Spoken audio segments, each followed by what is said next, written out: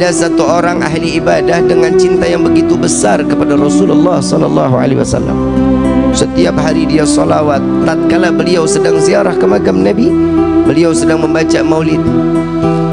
Ada salah satu orang di belakangnya mendengar, begitu selesai diajak makan di rumahnya. Tuan, saya undang makan di rumah saya, boleh? Boleh. Alhamdulillah, dibawalah sampai ke rumah.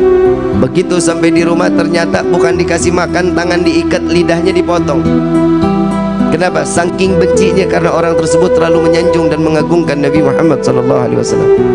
Aku tidak suka tatkala engkau terlalu mengagungkan dan memuliakan Muhammad, karena Nabi Muhammad adalah bukan seorang Tuhan yang wajib kita muliakan dan kita agungkan. Dipotong lidahnya. Saat itu juga dilepas orang tersebut, lidahnya digenggam, mulut penuh sama darah, lidah digenggam, dibawa sampai ke depan makam Rasul sallallahu alaihi wasallam. Di dalam hati beliau mengatakan, ya Rasulullah, maafkan saya, bukan saya enggak mau salawat lagi kepadamu, tapi lidah saya saat ini sudah ada di tangan saya tidak lagi dapat menyanjung dan memuliakanmu dengan lidah yang sempurna. Saking sakitnya, darah yang begitu banyak, beliau pingsan. Di dalam pingsannya, beliau didatangi sesosok manusia yang tatkala beliau mengatakan, wahai hamba Allah, wahai hamba Allah, ketahuilah aku Muhammad yang saat ini datang menjengukmu.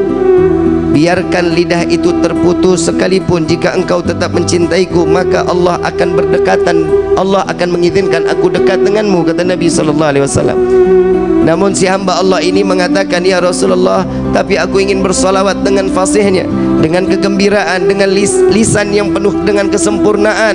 Maka lidah tersebut diambil oleh Rasul SAW, dimasukkan ke dalam mulut. Di dalam mimpinya, tatkala terbangun dari tidurnya, lidahnya udah nyambung lagi.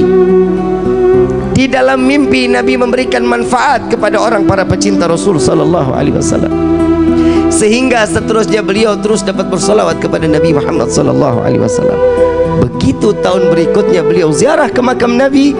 Tatkala beliau datang sedang membaca maulid, ada seorang anak muda yang datang kepadanya, Tuan, saya ingin mengundang makan Tuan, sekiranya Tuan sudi untuk ikut dan saya menjamu Tuan. Marhaba, ahlan wa sahlan. Enggak ada sedikit kesu'dhanan. Lalu dibawalah oleh anak muda tersebut lewat gang yang sama, lewat jalan yang sama, ingin masuk ke dalam rumah yang sama. Lalu beliau mengatakan, wahai Tuan, saya pernah masuk ke dalam ini. Dahulu lidah saya dipotong oleh pemilik rumah ini. Apakah engkau juga ingin memotong lidahku, kata orang tersebut. Tidak, wahai hamba Allah, aku mengajakmu untuk mencicipi dari rezeki yang apa ada di saat ini. Beliau masuk ke dalam rumah. Tatkala makanan sudah disediakan, makannya sudah selesai, dikeluarkan kandang yang begitu besar, hadirin. Kandang begitu besar, begitu dilihat di dalam ada monyet yang gedenya luar biasa. Lalu ditanya, ini apa ini? Tuan, ingat dahulu engkau bilang engkau pernah dipotong lisanmu, engkau pernah dipotong lidahmu oleh ayahku. Dia adalah ayahku yang Allah kutuk menjadi kerak yang besar. Maka wahai Tuan, maafkan ayahku, biarkan dia kembali dalam keadaan wujud yang sempurna.